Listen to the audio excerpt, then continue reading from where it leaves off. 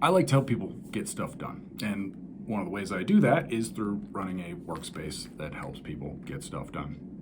In this workspace, we run all sorts of events, and one of those events is aimed at writers. This particular event is called Friday Night Writes, and at the last one, this woman came in, and within minutes, she was exclaiming about how amazing the space is and how great the event was, and I was, of course, heartened by this, but also cautious.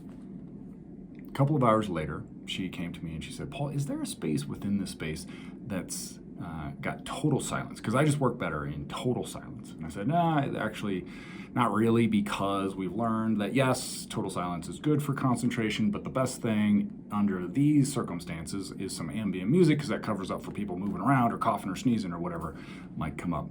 She said, "Oh, okay." Went back to work, and a couple of hours later, toward the end of the night, she was leaving, and so I asked her, "How'd you do?" Because I also want to lead into, "Would you become a member here?" And she said, "Well, I wrote a page." And I said, "Is that good or bad?" And she said, "Well, previous to this, in the last year, I've written nothing, zero.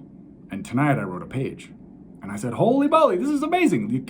Like, what a great outcome. You went from 0 to 1. It's basically an infinite improvement.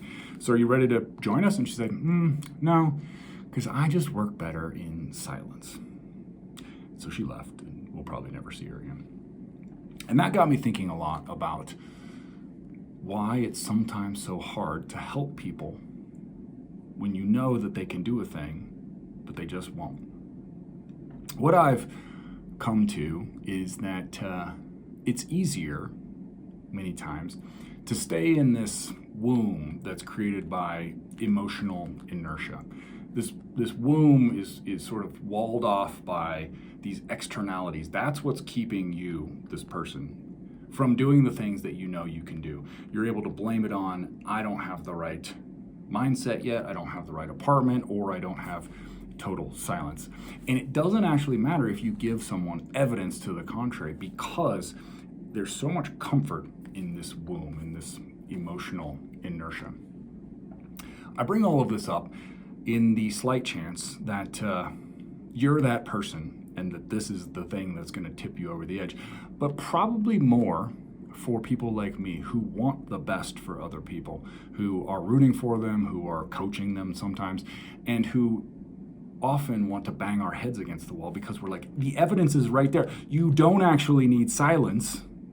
You just need to get out of your house and get around some other writers and get some writing done. The bad news is it doesn't matter what we say. What matters is that person ready to make a change? Is that person ready to take control of their own fortunes? And the reality is that often they're not. And that's a bummer.